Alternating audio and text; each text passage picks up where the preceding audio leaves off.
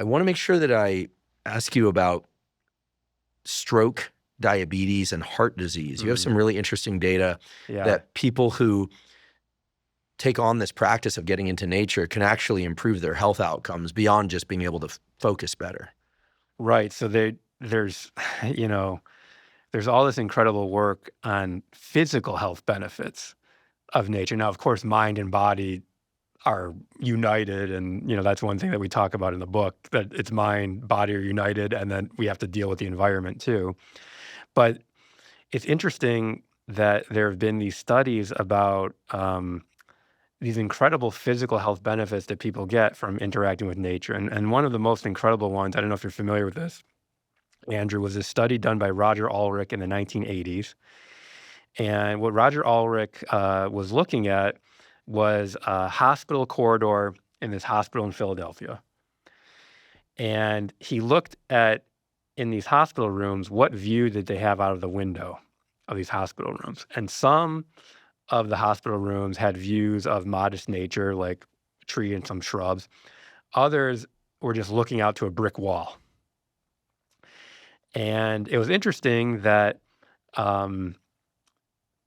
patients who were recovering from gallbladder surgery, when they had the view of nature out of their window, this modest view of nature, they recovered from gallbladder surgery a day earlier, and they used less pain medication compared to the people that had the view of the brick wall. And what's cool about this study is that it wasn't, Ulrich didn't have the power to randomly put people in different rooms, but essentially patients were just randomly put into these different hospital rooms. So it's not like healthier people got the views of nature or wealthier people got the views of nature.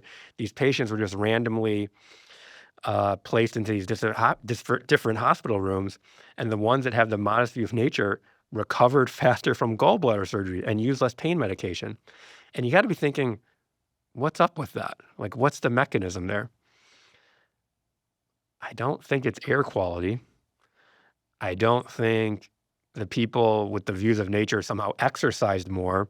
There's something about the aesthetic of nature that can also be physically healing. I mean, that's pretty wild.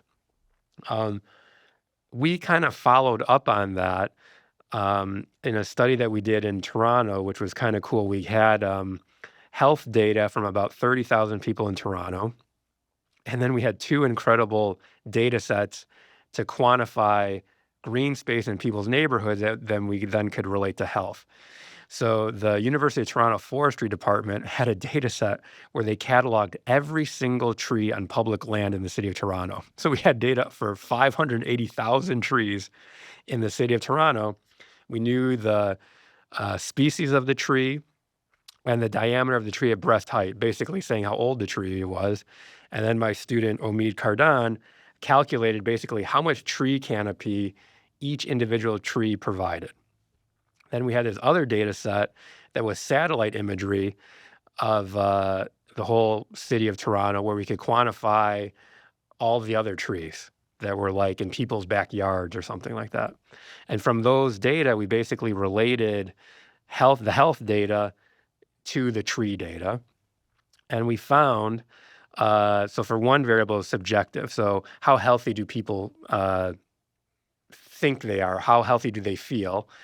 And we found that if you just added one tree on their city block, that was related to a 1% increase in people's health perception. Now, that sounds pretty modest, but to get that equivalent benefit monetarily, you'd have to give everybody in that neighborhood $10,000 and have them move to a neighborhood that had a median income that was $10,000 wealthier, or it was also related with being 7 years younger. And again, the tree effect was controlling for age, education, income. So that was pretty interesting. We also had data on more objective health measures. Does somebody have a stroke? Do they have diabetes or heart disease? And there we found if you increased the amount of trees on the street by one tree per neighborhood, that was related to a 1% reduction in stroke, diabetes, and heart disease. Again, sounds pretty modest, but to get that equivalent benefit monetarily, you'd have to give every household in that neighborhood $20,000, have them all move to a neighborhood that's $20,000 wealthier, or it was also related to being 1.5 years younger. So pretty incredible. Again, I can't say causality because it's correlational, but I'm fairly confident in the direction because the worst case scenario is just healthier people choose to live in neighborhoods that have more trees, but they can't be younger, they can't be wealthier, they can't be more educated because we controlled for that.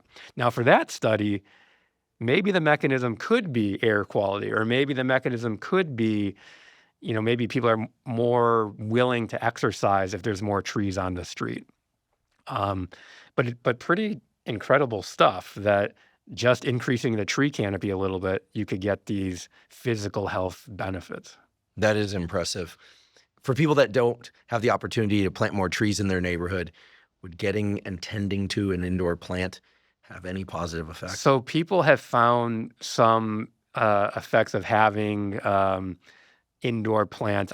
Not necessarily to these physical health benefits, but there's some attention benefits of having indoor greenery. There's also been some benefits, like hospitals now are starting to take this seriously, that patients subjectively feel better when there's this greenery around. I've seen other work too that people that are having some procedures that are very painful, that actually bringing greenery into the hospital rooms can be helpful for reducing feelings of pain. Interesting. Yeah. Yeah, I'm about to embark on putting a bunch of plants in my place. I'm also a big fan of fish tanks. As long as you take good care of them, underwater scapes are really cool. Yes. And I like to think, I don't have any data on this, but I like to think that they are passive and restorative. Staring at a fish tank is a lot like being in a dream. Yeah. In Toronto, there's a Ripley's Aquarium, and they have this tank that's got kelp. Oh, yeah. And you can see the kelp kind of moving in the water. It definitely feels very restorative. And watching the fish swim around also feels very, very restorative. Yeah, the feeling that might be familiar to people that visited, for instance, the Monterey Bay Aquarium or this aquarium that you're describing is when the tanks are at eye level or higher, it puts you into this other world, right? Like you're at the bottom of the ocean or you're in the ocean. Yes. But the feeling that's always striking to me is when you leave an aquarium and you're out into the real world again, it feels so different. Yes. It's what you take away from it that's equally interesting. In the same way that when you walk out of a really great movie, the world feels different. Yes. It feels lighter, brighter. It's, of course, physically brighter, but there's really something to it, the contrast between experiences, which is so much of what we're talking about today.